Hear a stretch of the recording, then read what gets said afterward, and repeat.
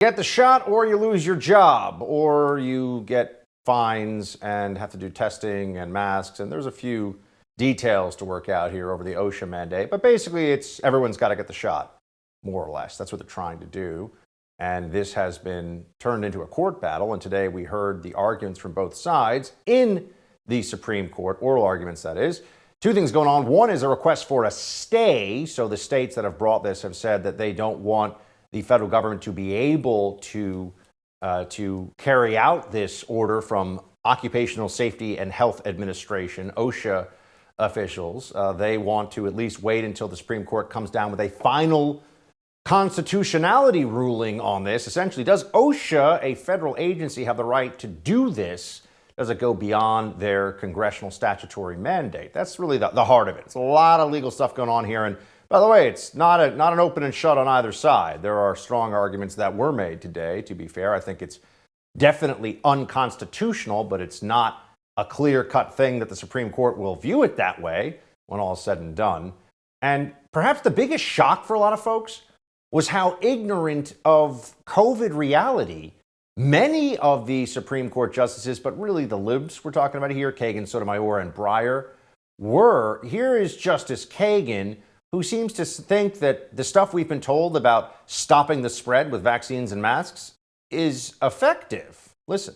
We all know what the best policy is. I mean, by this point, 2 years later, we know that the best way to prevent spread is for people to get vaccinated, and to prevent dangerous illness and death is for people to get vaccinated.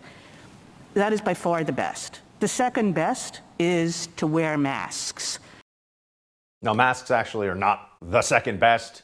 They've been shown time and again to not do anything to reduce spread based on the imposition of mandates and then the cases thereafter. No effect on them whatsoever. They've never been able to prove any effect of masking to bring down the curve. And then also on vaccinations, as we know, they don't really stop the spread.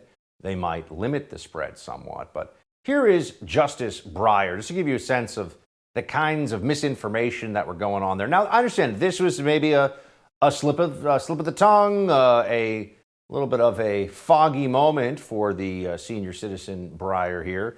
But here's what he said about how many COVID cases there were yesterday.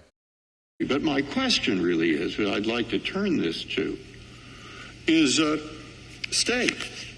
You heard what I asked. I mean, 750 million new cases yesterday, or close to that, is a lot. I don't mean to be facetious.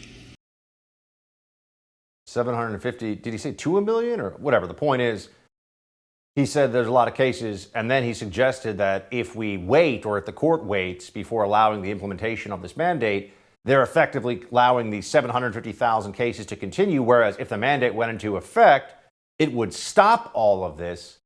And that's just not true.